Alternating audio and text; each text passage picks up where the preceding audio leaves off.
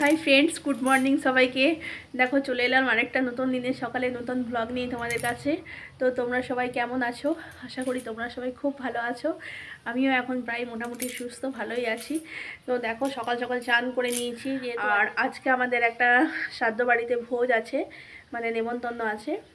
তো নেমন্তন্ন খেতে যাব, কিন্তু আজকে যেহেতু রান্না করতেই হবে, যেহেতু বাউরি বাঁধা আছে, হেসেলে রান্না করে রাখতে হয়, ভাত শাক মাছ এসব রান্না করে রাখতে হয়।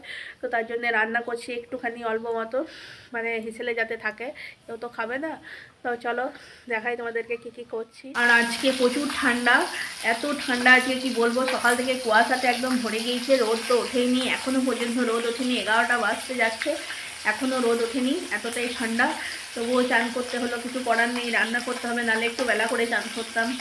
তো চলো তোমাদেরকে দেখিয়ে দিই আজকে কী রান্না হচ্ছে। সেরকম কিছু রান্না তো হাঁড়িতে ভাত ইয়ে করে রেখেছি, 1 ফুট দিয়ে রেখেছি, জাস্ট 1 কাপ চাল দিয়ে।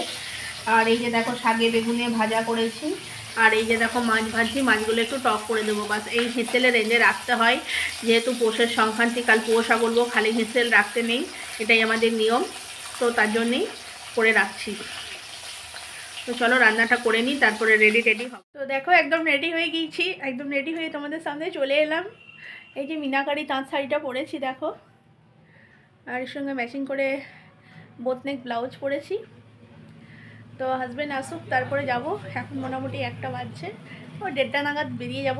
এখন একটু রিল টিল করি, তো বলবে কমেন্ট করে কেমন লাগছে। শ্রাদ্ধ বাড়ি, তাই সেরকম কিছু সাজিনি, সিম্পল সেজেছি। চলো